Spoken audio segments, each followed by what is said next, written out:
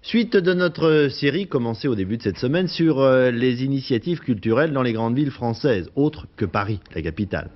Ce soir à Montpellier, nouveau pôle économique du Languedoc-Roussillon, une ville où se sont installées de nombreuses industries de pointe particulièrement, et dont le maire, M. Georges Frêche, considère que la création culturelle est non seulement un moyen d'attirer les industriels et leurs salariés par conséquent, mais aussi, à elle seule, une véritable entreprise économique. Reportage de Jean-Jacques Dufour. La qualité de la lumière montpelliéraine a charmé notre caméraman, tout comme elle avait conquis le peintre Gustave Courbet, dont plusieurs toiles sont en ce moment exposées au musée de la ville. Vous connaissez Gustave Courbet? Oui, c'est un peintre contemporain du 19e siècle. Le véritable chef d'orchestre à Montpellier, c'est Georges Frêche, le maire. En 10 ans, il a fait s'envoler le budget culturel de la cité, le faisant passer de 5 à 14%. Pour lui, la culture est un secteur fondamental en cette fin de siècle dans lequel il est impératif d'investir. Ainsi, en ce moment, on finit les travaux d'une salle zénith de 7000 places.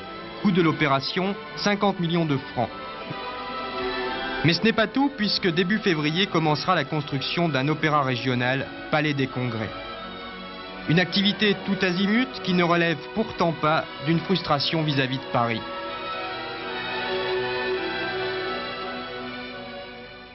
Paris joue un rôle irremplaçable de capitale nationale. Il n'est pas question d'être la grenouille qui veut se faire plus grosse que le bœuf.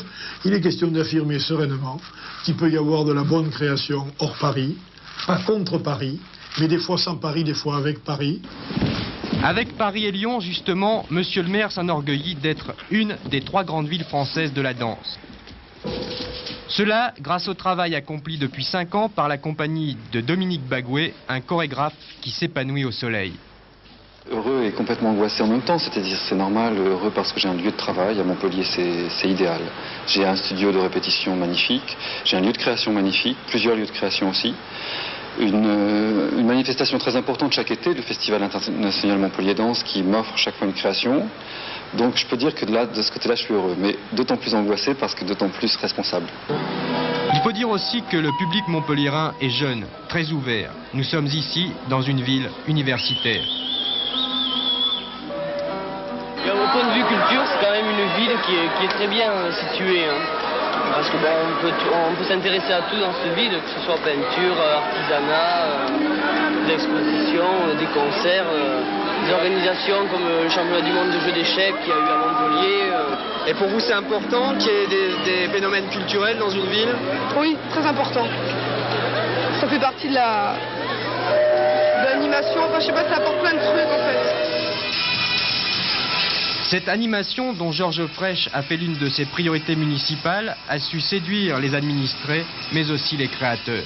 Les jardins politiques menés dans certaines régions comme Montpellier et Languedoc-Roussillon attirent les musiciens, attirent les gens de théâtre, attirent les danseurs.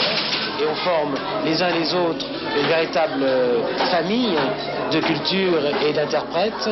Et ensemble, on se porte les uns les autres et on ne se sent pas du tout dans un désert. Et à ce moment-là, on fonctionne bien.